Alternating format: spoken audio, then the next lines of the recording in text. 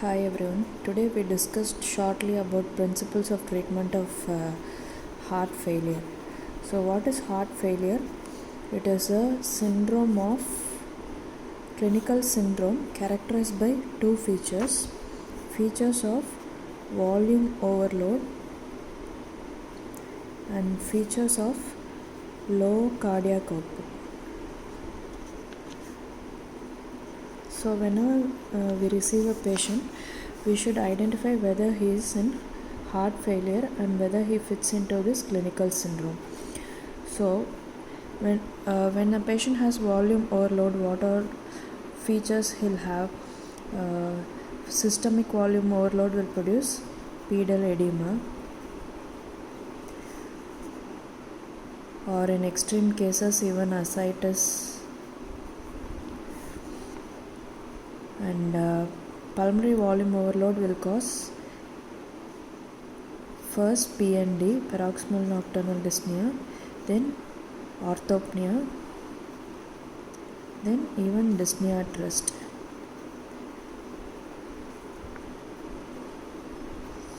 Other clinical sign of volume overload is elevated JVP and auscultation, basal or diffuse Krebs.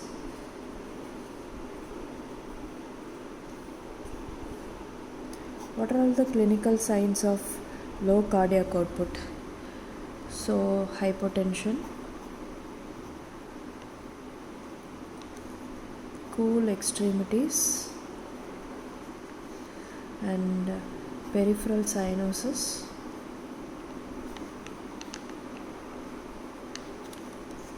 and increased capillary refill time more than 3 seconds. So these are all the features which help us to identify whether the patient is in cardiac failure. Sometimes when the patient presents with acute pulmonary edema, it's so difficult to categorize it's only cardiac or non-cardiac. Then, so how will you confirm? Chest X-ray is not. It has features of pulmonary edema like bat wing appearance, curly B lines can be there, but we can't surely say with chest X-ray. And by echo, if immediately available, we can find out whether the cardiac function is good. And when these both are not immediately available, then we can go for N-terminal pro-BNP. So pro-BNP elevation can be there in other conditions also, but whenever the NT-proBNP level is less than 300, we can be sure that it's not cardiac failure. So it has a high negative predictive value.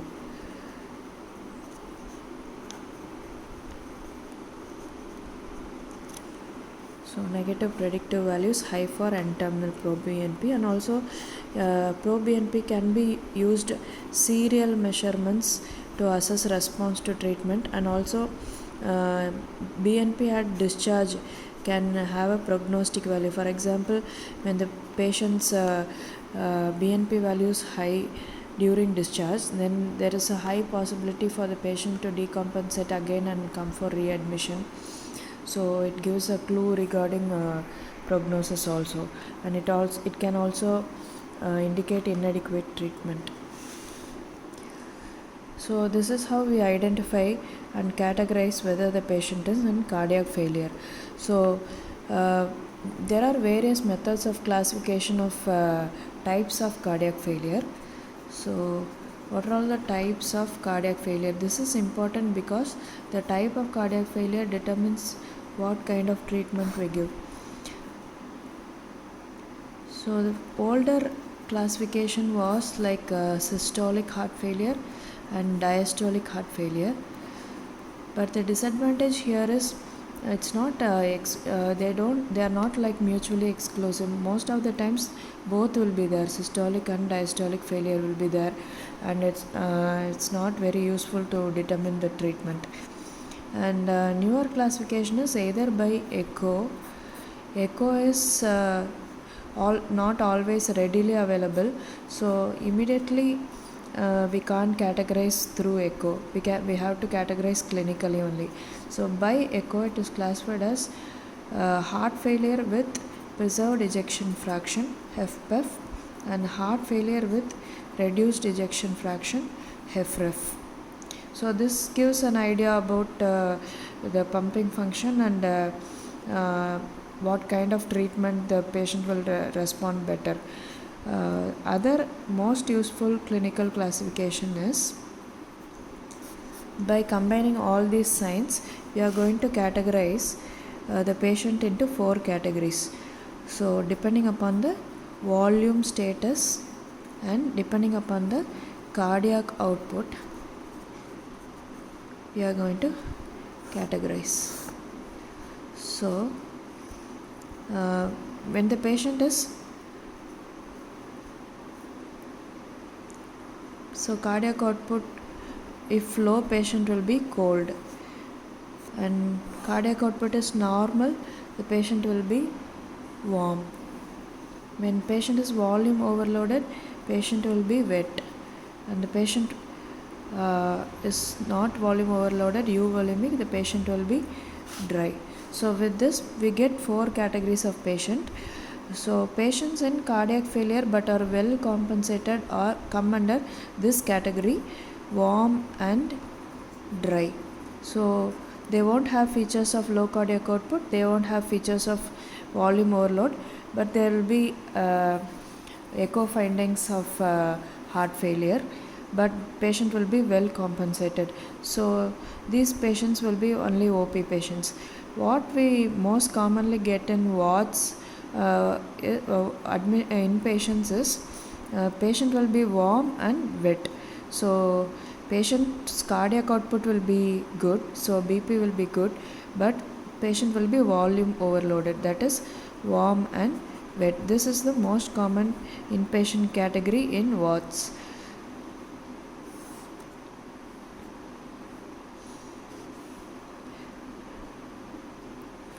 Next category which we get in ICU is cold and dry patients. So cardiac output will be low and but patient won't be volume overloaded, that is cold and dry patient. And very sick patients that we usually receive in CCUs like cold and wet, they will be both volume overloaded, that is they'll have pulmonary edema and there will be cardiogenic shock. So these are very severe failure patients are cold and wet. So by this 4 categories we can get an idea about what kind of treatment we should choose for a particular patient. So next we'll categorize the cardiac failure treatments. Heart failure treatments can be categorized based upon their mechanism of action. Those which have hemodynamic effects and those which have neurohormonal blocking activity. Neurohormonal blockade. So drugs which have hemodynamic effects are vasodilators, ionotropes and diuretics. Example for vasodilators are nitrates, hydralazine and ACE inhibitors, ARBs. Inotropes we know dopamine, dobutamine, milrinone, and diuretics we know loop diuretics most commonly used in heart failure and also thiazide like diuretics, thiazide diuretics. Then neurohormonal blocking agents, obviously ACE inhibitors, ARBs, spironolactone. These 3 act on RAS system. Then beta blockers which act on the sympathetic system, and latest category is neprilysin inhibitors. Only one is approved, which is called sacubitril.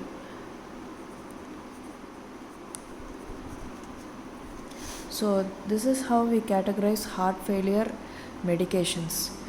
So hemodynamic medications are very important for acute management.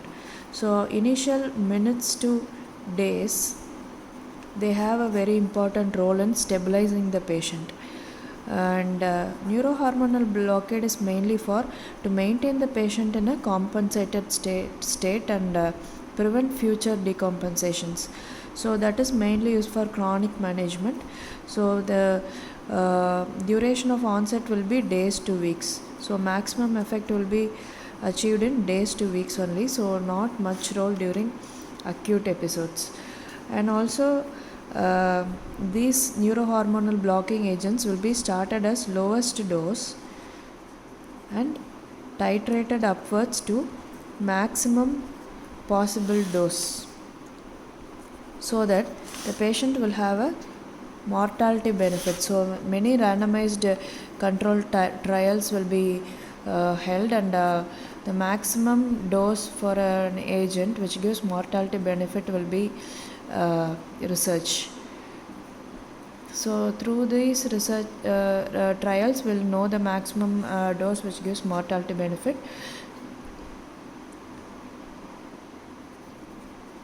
So till that dose we have to titrate upwards. So it will take a lot of times, it will take nearly weeks to months to reach that particular dose. So we reach the maximum dose with a maximum tolerable dose for that drug. So with applying this category to this heart failure classification,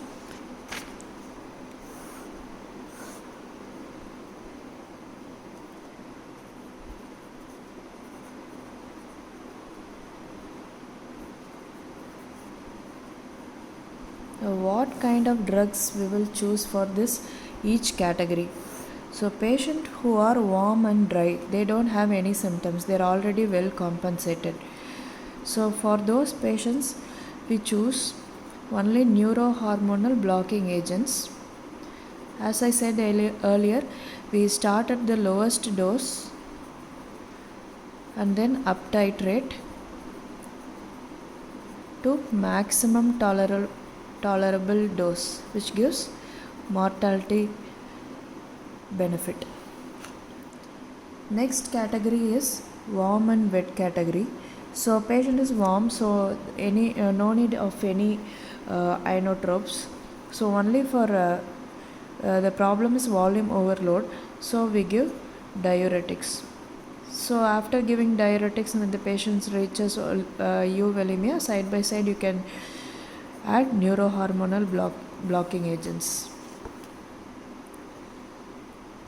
Next category is cold and dry.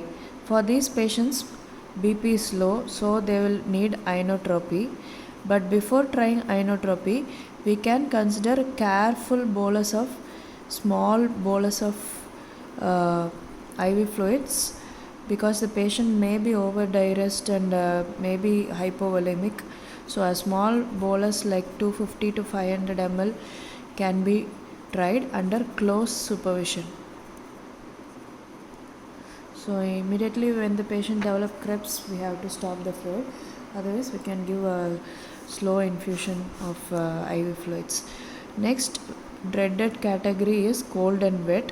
So this decision we make, or treatment decision we make, depending upon the systolic BP. If the systolic BP is more than 90, then we can give diuretics and low dose of diuretics and low dose of vasodilators to decrease the pulmonary edema. So then if it does not respond to that, we can add inotropes. When systolic BP is less than 90, first you have to start on the inotropes, and then under inotrope cover we can try a low dose of diuretics and low dose of vasodilators. So this is risky. So whenever the patient presents with a severe shock and volume overload, we have to add any diuretic or vasodilator only under close observation with careful titration of the inotropes. And one thing is, patient with chronic heart failure usually tolerate low BP very well. So even 80 60 90 60 bps they tend to do very well. So according to individual patient we can adjust the treatment. So these are all the principles regarding choosing a treatment for a heart failure patient. And if there is no response to any of these medical treatment, there are mechanical assist devices for refractory cardiac failure. So mechanical assist devices are left ventricular assist device, intra-aortic balloon pump, and extracorporeal membrane oxygenation. These are useful whenever there is an acute decompensation. Next is electrical devices. This can be tried for chronic heart failure when the patient, after stabilizing the hemodynamic status of the patient, so that is biventricular pacing or cardiac resynchronization therapy. So these are all the mechanical and electrical assist devices available for refractory cardiac failure.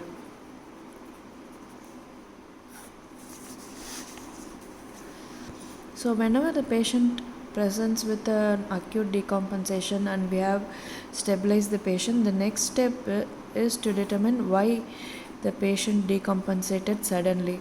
He is already on treatment for cardiac failure. Why did he suddenly decompensate? So what are the causes for sudden decompensation? So patient can have a new infection. Patient can have a new ischemia. So always look for ischemic changes on ECG and tropies. Patient can have a new arrhythmia. For example, already a stable patient with heart failure, suddenly he develops AF and the heart failure worsens. So in those scenarios, cardioversion can be very helpful. Next is anemia, or patient substance abuse like alcohol or other substances, IV drugs.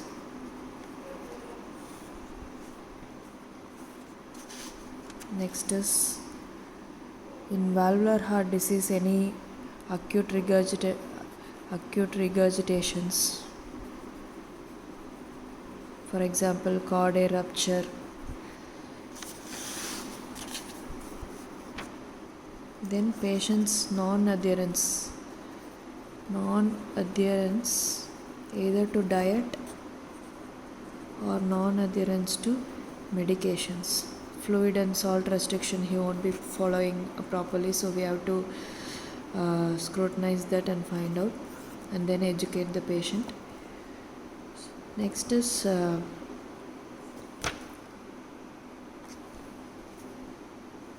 okay. So these are all the causes for decompensation in patients who are on chronic heart failure. So this session today we discussed about these things. So next session we'll discuss in detail about the treatment, maximum doses and everything. Hope this was useful to you all.